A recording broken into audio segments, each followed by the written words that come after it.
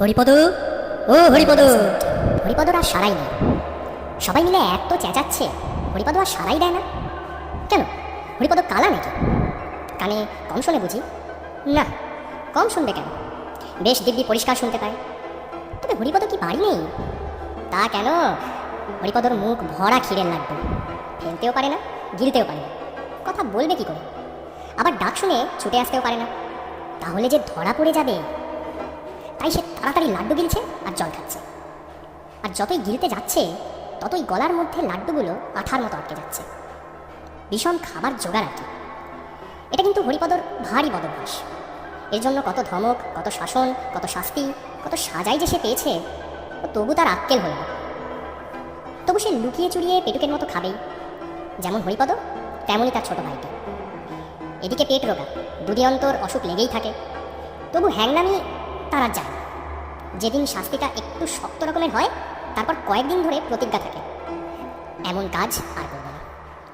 যখন অসময়ে অখাদ্য খেয়ে রাত্রে তার পেট কামড়ায়, তখন কাঁদে আর বলে, আর না, এইবারেই শেষ। কিন্তু দুদিন না যেতেই আবার যেই সেই। এই তো কিছুদিন আগে পিসিমার ঘরে দই খেতে গিয়ে তারা জব্দ হয়েছিল, কিন্তু তবু তো লজ্জা নেই।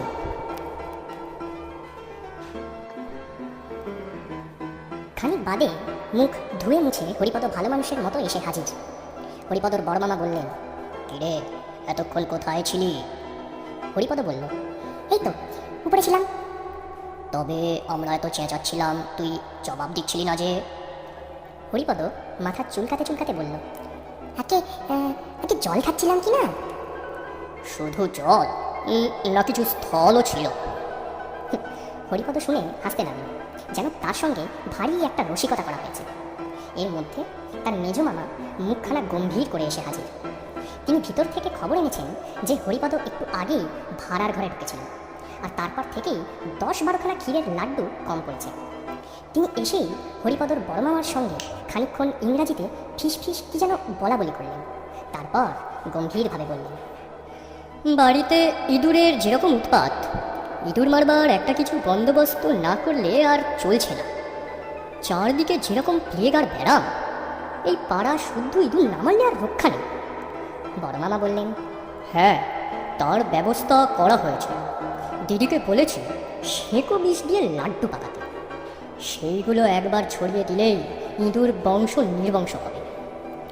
হরিপদ জিজ্ঞেস করল, লাড্ডু কবে পাকানো হবে? বড় মামা বললেন, সে এতক্ষণে হয়ে গেছে। সকালেই টেপিকে দেখছিলাম এক থাল ক্ষীর নিয়ে দিদির সঙ্গে লাড্ডু পাকাতে বসেছে। হরিপদর মুখখানা আমশির মতো শুকিয়ে এলো। সে খানিকটা ঢোক গিলে বলল, সেঁকো বিষ খেলে কি হয় বড় মামা?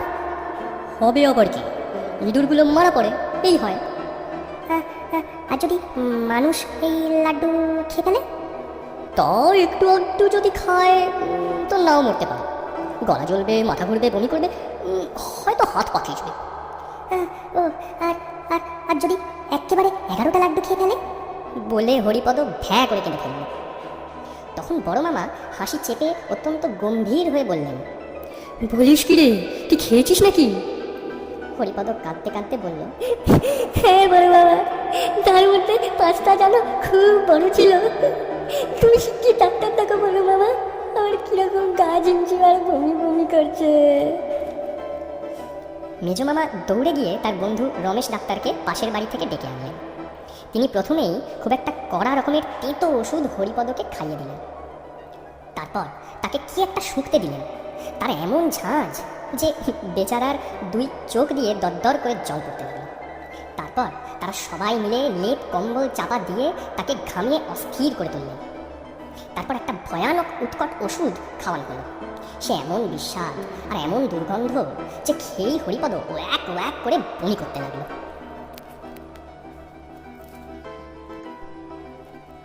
হরিপদর ছোট ভাই শ্যামাপদ এসে বলল, দাদা শিগগির এসো, পিসিমা এইমাত্র 1 হাঁড়ি দই নিয়ে তার খাটের তলায় লুকিয়ে রাখলেন।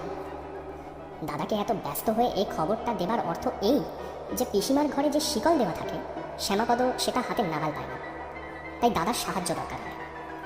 দাদা এসে আস্তে আস্তে শিকলটা খুলে আগেই তাড়াতাড়ি গিয়ে খাটের তলায় দইয়ের হাঁড়ি থেকে এক খাবল তুলে নিয়ে খপ করে মুখে দিয়েছে। মুখে দিয়েই চিৎকার।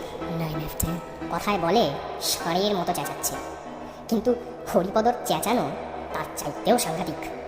চিৎকার শুনে মা, মাসি, দিদি, পিসি যে যেখানে ছিলেন সব কি হলো বলে দৌড়ে এলেন।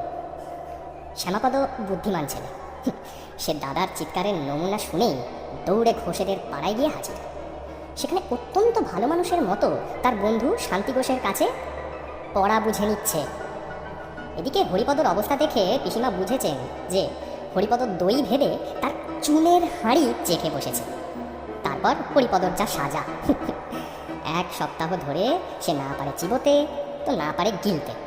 তার খাওয়া নিয়েই এক মহা হাঙ্গামা। কিন্তু তবুও তো তার লজ্জা নেই। আজ আবার লুকিয়ে কোথায় লাড্ডু খেতে গিয়েছে। ওদিকে মামা তো ডেকে সারা।